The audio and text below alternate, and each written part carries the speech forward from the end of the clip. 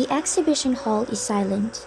The hologram projector casts a soft glow as if to reflect faint particles in the air. Are you sure Raphael himself? Where are you hiding? I'm the embodiment of his inspiration and thoughts, more or less. His voice is cold, yet laced with a hint of nonchalance. It's an AI. Will you answer any questions I ask about the paintings? Yeah, sure. If I know the answer, that is.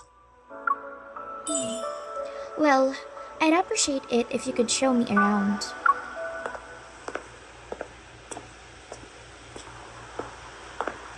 After turning a few corners, I find myself in a separate exhibition room, but there isn't anything on the wall. According to the guidebook, the painting that's supposed to be here is the one Raymond purchased. The painting can't be properly displayed at the moment, so we're just gonna use some fancy hologram tech. A beam of light shines from above onto the wall, colors chaotically mixed together on this makeshift canvas. Waves with white sea foam appear, the azure ocean rippling out and revealing a gradient of colors from the water's surface to its depths. It feels similar to the painting I saw in Raymond's mansion, but not quite. So, what's the story behind this painting? A dream. His voice is suddenly softer, carrying an indescribable sadness. When I was a kid, I had dreamed I turned into a fish.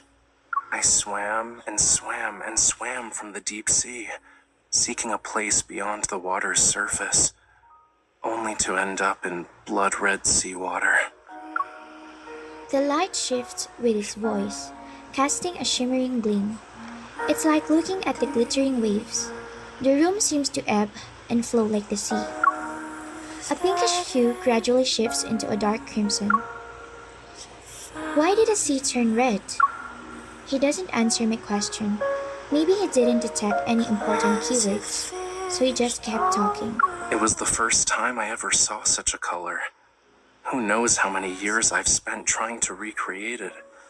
But I never really could get that same shade of red. It was always a slightly different hue, you know? For some reason, I can almost hear the faint melody from Raymond's mansion again. Sorry, miss.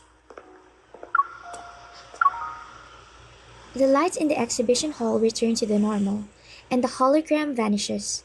As if waking from a dream, I turn around to see a man standing behind me. He must have approached me when I wasn't looking. I'm Raphael's art gallery manager, Thomas.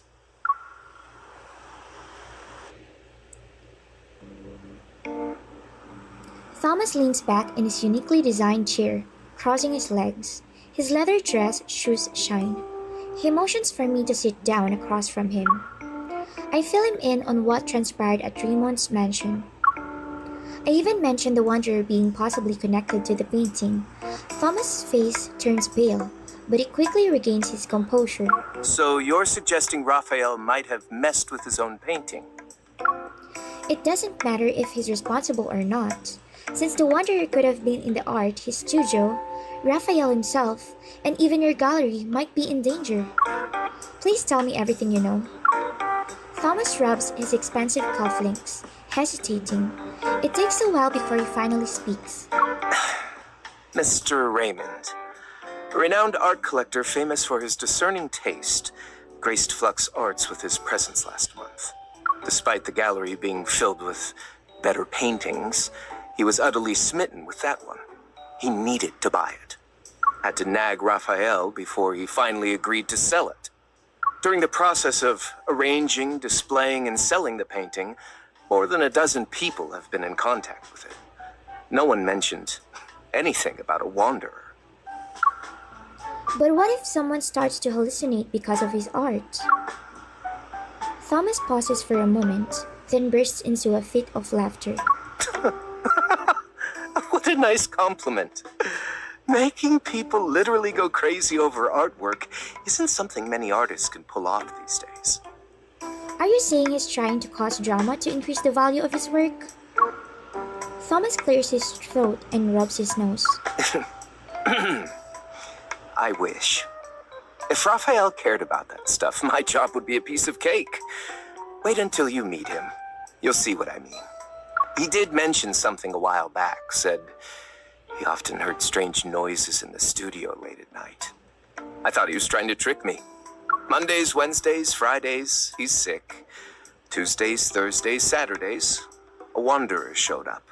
Could you do me a favor and check if there's actually a wanderer at his studio? I would love to see the tomfoolery he plans to do next. A thread of light quivers in the air. The sudden metaflux fluctuation draws my attention to a display case by the wall. What are those over there?